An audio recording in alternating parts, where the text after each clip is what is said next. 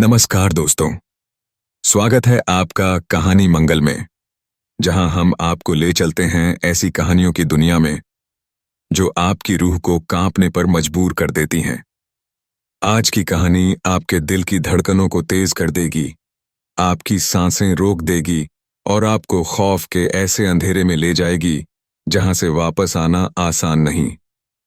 आज की कहानी का नाम है दुल्हन की डरावनी रात। ये कहानी है रितिका नाम की एक मासूम और खुशमिजाज लड़की की, जिसने अपने सपनों के राजकुमार आर्यन से शादी की है। दोनों नई हवेली शांतिवन में रहने आते हैं, जहां उन्हें अपनी नई जिंदगी की शुरुआत करनी है। लेकिन उन्हें क्या पता था कि उस हवेली की दीवारों में छुपा है ऐसा खौफनाक रहस्य जो किसी को भी जिंदा नहीं छोड़ता। रात की खामोशी में हवेली की दीवारें गूंजती हैं भयानक चीखों से। अंधेरे कमरों में महसूस होती है एक अदृश्य शक्ति की मौजूदगी, और हर रात रितिका को दिखाई देता है एक साया जो उसके करीब आता जा रहा है।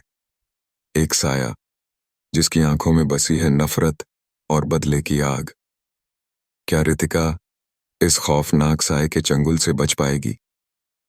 क्या वह जान पाएगी कि उस हवेली की दीवारों में दबी हुई सच्चाई क्या है?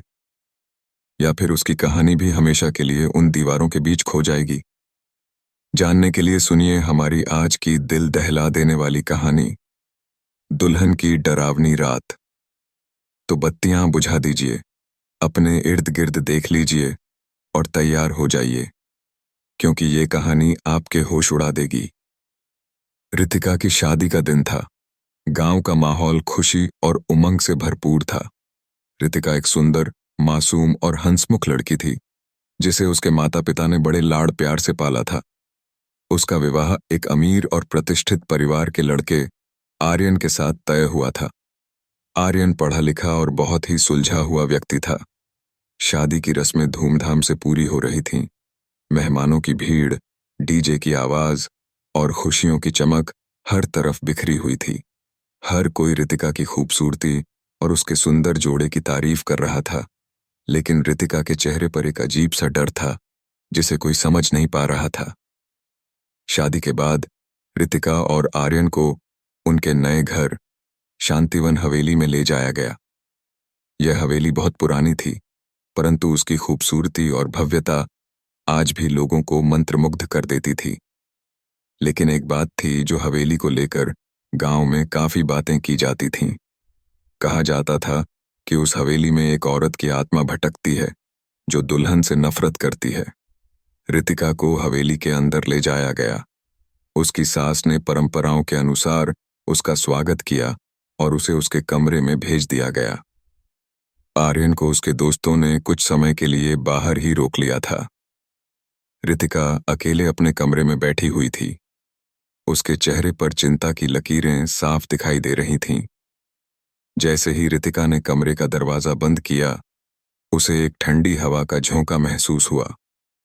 अचानक खिड़कियां तेजी से खुलने लगीं और दरवाजे के पास रखे फूलदान अपने आप गिर गए।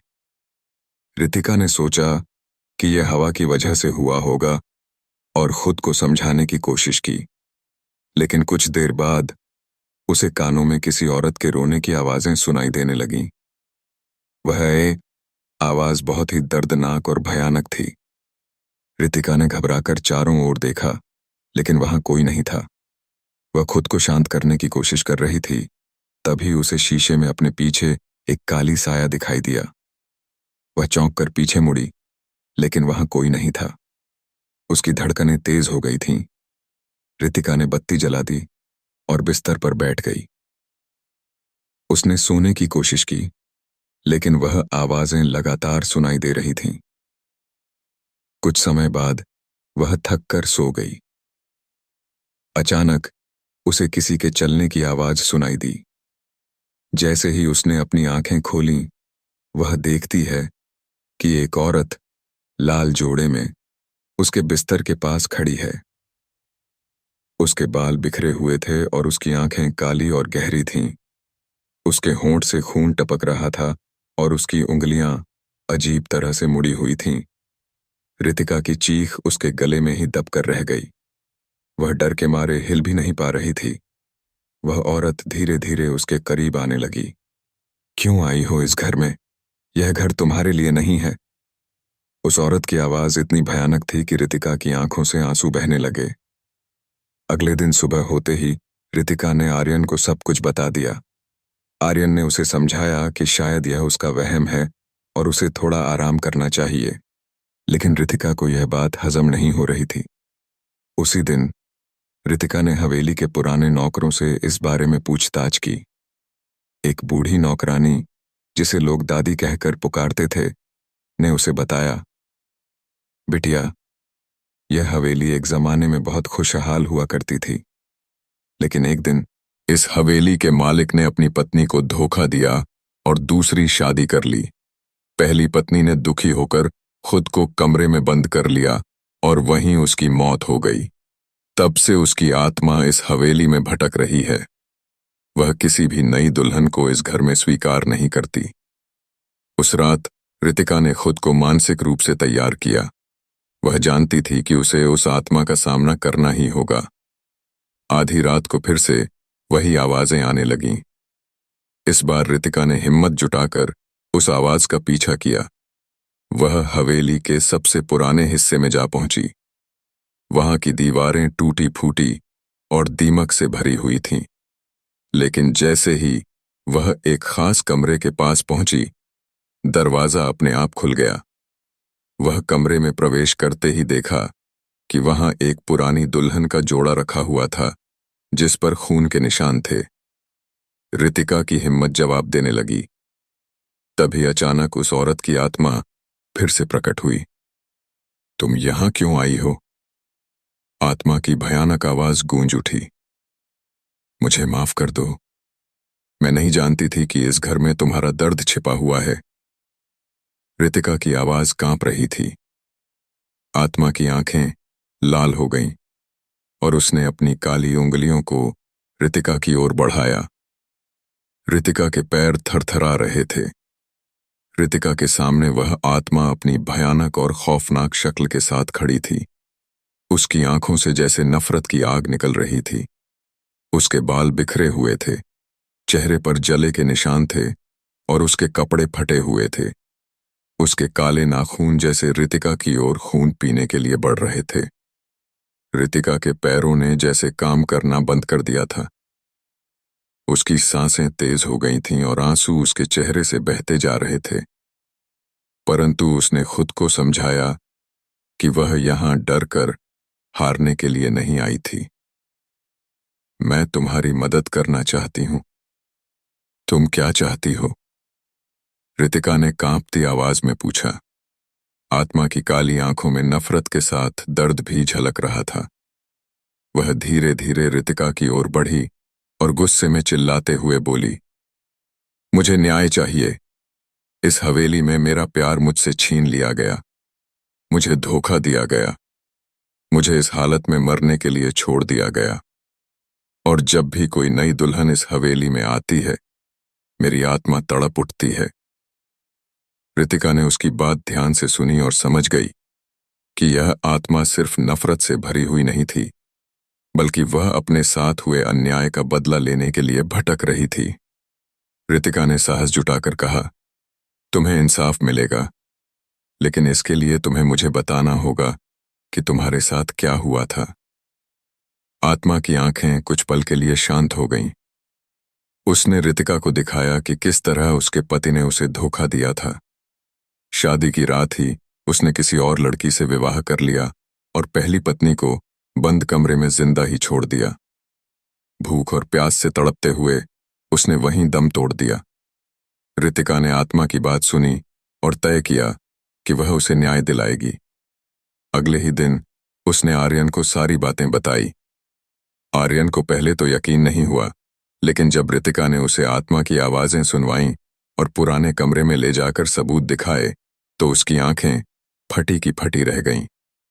आर्यन ने अपने परिवार वालों से बात की और पुरानी दुल्हन की आत्मा की जैदे आत्मा की शांति के लिए पूजा और हवन का आयोजन किया। पूरे गांव में यह खबर फैल गई कि हवेली में किसी आत्मा की वजह से अजीब घटनाएं हो रही हैं। पूजा का आयोजन शुरू हो गया। पंडितों ने हवेली के हर कोने में मंत्रोच्चार शुरू कर दिया, लेकिन जैसे ही हवन शुरू हुआ, हवेली में अजीब सी खटपट होने लगी। दरवाजे खुद ब खुद बंद हो गए, खिड़कियां जोर जोर से बजने लगीं। अचानक एक जोरदार चीख ने सबको हिलाकर रख दिया। रितिका की नजर ऊपर की तरफ गई, जहां वह आत्मा खड़ी थी। उसकी आंखें पहले से भी ज्यादा लाल थीं और उसकी नफरत अब चरम पर पहुंच गई थी। वह सीधे रितिका की तरफ बढ़ने लगी। तुम मुझे यहां से नहीं निकाल सकते, यह हवेली मेरी है।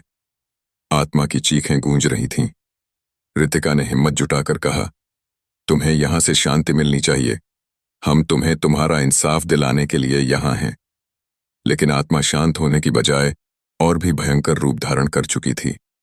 उसका चेहरा विकृत हो चुका था, उसकी उंगलियां लंबी और नुकीली हो चुकी थीं।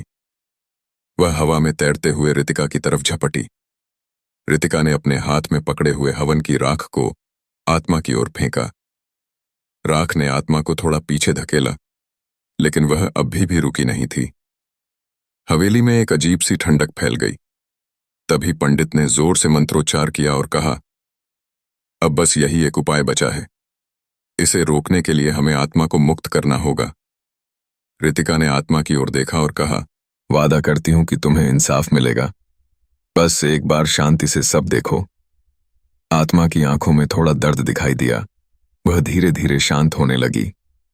रितिका ने आत्मा से वादा किया कि वह उसके पति के अन्याय को सबके सामने लाएगी और उसे उसकी गलती की सजा दिलाएगी। रितिका ने अपना वादा पूरा किया।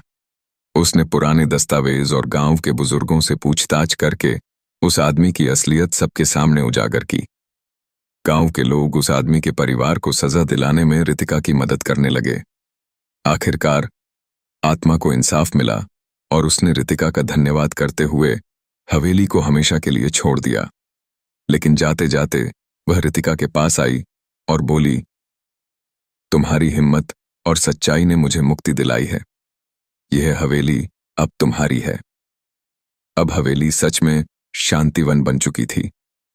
रितिका और आर्यन वहां खुशी खुशी रहने लगे। लेकिन रितिका के मन में हमेशा यह बात रहती कि उसने एक आत्मा को इंसाफ दिलाकर उसकी तड़प को समाप्त किया। लेकिन क्या वाकई सब कुछ खत्म हो चुका था, या फिर हवेली की दीवारों में कोई और भूतिया रहस्य अभी भी छुपा हुआ था? दोस्तों, ये थी हमारी आज की खौफनाक कहानी, दुल्हन की डरावनी रात। हवेली की खौफनाक सच्चाई ने रितिका की जिंदगी को हमेशा के लिए बदल कर रख दिया। उस आत्मा को शांति मिल गई, लेकिन उसके जाने के बाद भी हवेली की खामोशी में छिपी हुई एक डरावनी सच्चाई बाकी रह गई। आज भी अगर कोई उस हवेली के पास से गुजरता है तो उसे सुनाई देती है एक दुल्हन की चीखें, एक दुल्हन की दर्दनाक पुकार जो इंसाफ की तलाश में भटक रही है। तो दोस्तों, अगर आपको ये कहानी पसंद आई हो तो इसे जरूर शेयर करें और हमें बताएं कि क्या आप ऐसी ही और डरावनी कहानियां सुनना चाहते हैं। और हाँ, अगली बार जब आप किसी पुरानी हवेली में कदम रखें तो ध्यान रखें, क्या पता वहां भी कोई भटकती आत्मा आपका इंतजार कर रही हो। मिलते हैं आपसे अगली कहानी में। तब तक सुरक्षित रहें और कोशिश करें कि अकेले न सोएं। नमस्कार।